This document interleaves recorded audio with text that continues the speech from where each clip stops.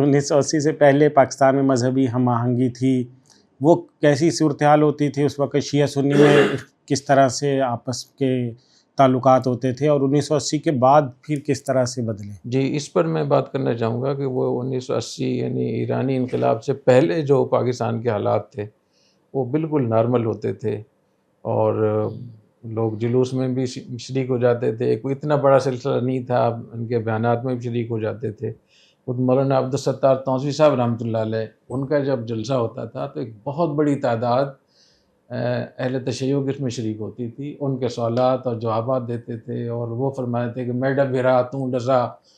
یعنی ان کو بھائی کہہ کر اپنا بات کرتے تھے۔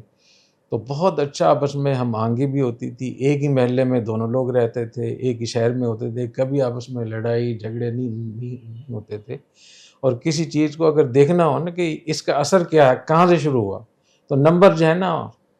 1980 سے پہلے کتنے فرقہ وارانہ لڑائیاں ہوتی تھی، کتنی قتل و غارت گری ہوتی تھی،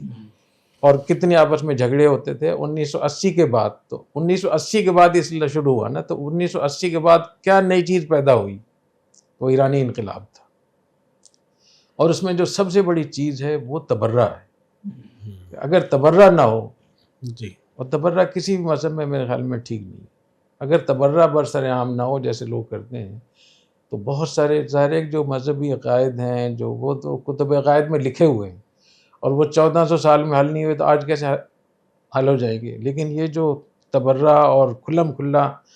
جو تکفیری مہم ہوتی ہیں، ان دونوں کو روکنا چاہیے۔ تو اس زمانے میں جو جلسے ہوتے تھے، جو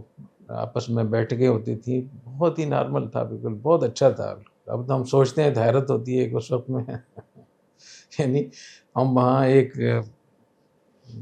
کراڑی کوٹ ایک جگہ تھی، تو وہاں بیان سننے کے لیے جاتے تھے، وہ بیچ میں ایک دیوار تھی، ادھر امام باڑہ تھا ان کا شیعوں کا،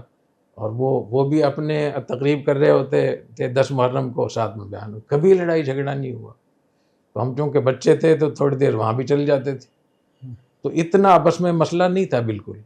یہ ایرانی انقلاب کے بعد ہی سارا سلسلہ شروع ہوا، اور اس بات کو ہمیں مان لینا چاہیے۔ بعض لوگ یہاں نہیں مانتے اس بات کو،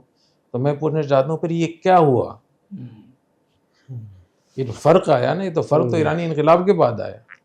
اور اس میں جب ایرانی حکومت نے اپنے انقلاب کو باقاعدہ دوسری جگہ نافذ کرنے کی کوشش کی اور وہاں اپنی پریکٹس شروع کی، اور اس میں پھر ان کو سپورٹ کیا، تو اس میں پھر یہ تبرہ اور تبرہ کی کتابیں چھپنا شروع ہوئیں، اور جس کے نتیجے میں پھر بہت سارے گروپ پیدا ہوئے، پھر مار دھاڑ، پھر تکفیر شروع ہوئی۔ تو اصل جو بنیادی چیز ہے وہ تبرہ ہے، اور یہ تبرہ کسی بھی مذہب میں اس کو اچھا نہیں سمجھا جاتا۔